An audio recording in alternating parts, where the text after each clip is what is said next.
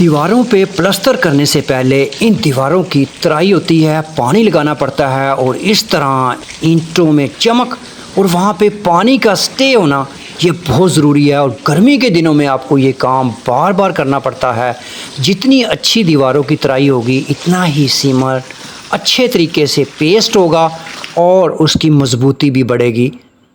हाँ बिल्कुल व्यूवर्स, आपने दीवारों की तराई करने से पहले इस तरह के गड्ढे बना लेने हैं ताकि वो पानी जो है इन गड्ढों में अकोमोडेट हो और फिर ये उस जो जितनी भी आपकी भराई की हुई है मट्टी वो इसी असना में बैठ जाए और आपका जो नीचे ज़मीन का लेवल है वो अच्छा हो जाएगा। जितना उसने बैठना है बैठ जाए और इस तरह फिर प्लस्तर का अमल शुरू हो जाता है। मिस्त्री हजरात जो है वो इस तरह पहले प्लस्तर से ये सीमेंट से इसकी छपाई करते हैं, यानी इसको नीचे जो है आप बेहतर है कोई प्लास्टिक या कोई ऐसी चीज़ आप डाल लें ताकि इस प्लस्तर के अमल के दौरान काफ़ी वेस्ट होता है। बिल्कुल इसी तरह जैसे ये नीचे नज़र आ रहा है, फिर ये इसको नीचे से उठा के ऊपर फिर इसका वो इस्तेमाल करते रहते हैं ताकि आपका ये प्लास्टर जो है और सीमेंट जो है ये ज़ाया ना हो और फिर दीवारें इतनी ही खूबसूरत नज़र आती हैं।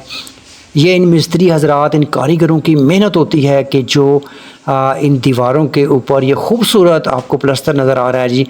बिल्कुल ये प्लास्टर के अमल में जितनी दीवारों की तराई अच्छी होगी इतना ही ये प्लास्टर भी आपको खूबसूरत नज़र आएगा।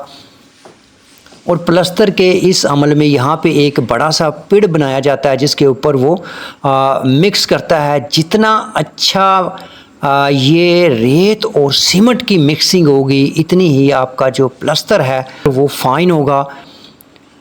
और व्यूअर्स, प्लास्टर का अमल शुरू है, कमरों के अंदर प्लास्टर हो चुका है और फिर आहिस्ता आहिस्ता ये सिलसिला आगे टीवी लाउंज से फिर ड्राइंग रूम और ड्राइंग रूम से होते हुए फिर गैराज, सीढ़ियाँ और ये होता हुआ ऐसे ये बाहर निकलता जाएगा। एक और एहतियात करनी है कि जो गो और कवाजे के दौरान जो सुराख निकाले थे उन सुराखों को भी साथ साथ बंद करते जाना है और जो इलेक्ट्रीशियन ने पॉइंट रखे हैं उन पॉइंट्स का भी आपने ख्याल रखना है कि वो पॉइंट्स ये मिस्त्री हजरात जोश में आके प्लास्टर ना उनके ऊपर लगा दे, बंद ना कर दें, तो वो भी साथ साथ आपको देखना पड़ता है। जो आपका ठेकेदार है या आप ख़ुद हैं तो मौके पे मौजूद रहें। और बाज़ ये लोग अपने काम में जो तवज्जो में होते हैं तो बाज़ चीज़ें जो है ये ना चाहते हुए भी इनसे कोई ना कोई छोटी मोटी गलती हो जाती है। जो बंदा ऊपर होता है वो बेहतर तरीके से जान सकता है।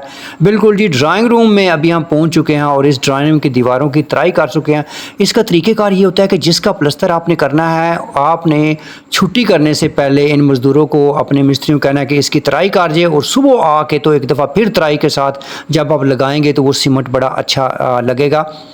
और व्यूअर्स, एक और चीज़ का आपने बड़ा ख्याल रखना है कि आपने जो पहले प्लम्बर है उसके सारे काम ख़त्म करवा लेने हैं और उसके बाद जो इलेक्ट्रीशियन है जी उसके सारे जो दीवारों में इनकी जो फिक्सिंग होनी है और दीवारों में जो ये फिक्स करते हैं ये पाइप्स वगैरह वो मुकम्मल हो, क्योंकि प्लास्टर होने के बाद फिर दोबारा आपको ये ना हो कि वहाँ पे उखाड़ बिछाड़ करनी पड़े जिससे वो जो मामलात जो बिगड़ सकते हैं। और व्यूअर्स, प्लास्टर के दौरान एक और चीज़ का आपने भी बिल्कुल ख्याल रखना है, उसको मद्देनज़र रखना है। जो रेत है आपकी वो बड़ी फ़ाइन हो, उसको आप बड़ा छानना लें, उसमें वो छाने जितना वो मिक्सचर अच्छा होगा वो इतना ही प्लास्टर अच्छा होगा।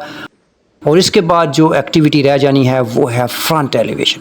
फ्रंट एलिवेशन के ऊपर प्लास्टर, इसकी कशीदाकारी, इसके ऊपर जो जिस तरह आपने मैप दिया हुआ है उसके फ्रंट एलिवेशन है उसी तरीक़ा से बनानी है। वो कैसे निखार आता है, कैसे इसमें मोती परोने हैं, क्योंकि जो फ्रंट एलिवेशन होती है वही फर्स्ट इम्प्रेशन होता है आपके घर का। वो जानदार शानदार होनी चाहिए ताकि देखते ही बंदा के सुबहान अल्लाह, हाँ क्या खूबसूरत घर है। बाकी अंदर घर में दाखिल होगा तो होगा। तो व्यूअर्स, ये थी आज की वीडियो। इसमें आपको बताया कि प्लास्टर के दौरान आपने किन किन चीज़ों का ख्याल रखना है। अगली वीडियो में फ्रंट एलिवेशन का आपको बताएंगे कि फ्रंट एलिवेशन को कैसे निखारते हैं। रियल स्टेट सरगोदा के यूट्यूब चैनल से फरमान अमान इस दुआ के साथ आपसे इजाज़त चाहता है, अल्लाह आपको, आपके अहल खाना को, आपके वालिदैन को सेहत वाली, आफ़ियत वाली, ईमान वाली लंबी ज़िंदगी अता फरमाए। पाकिस्तान जिंदाबाद।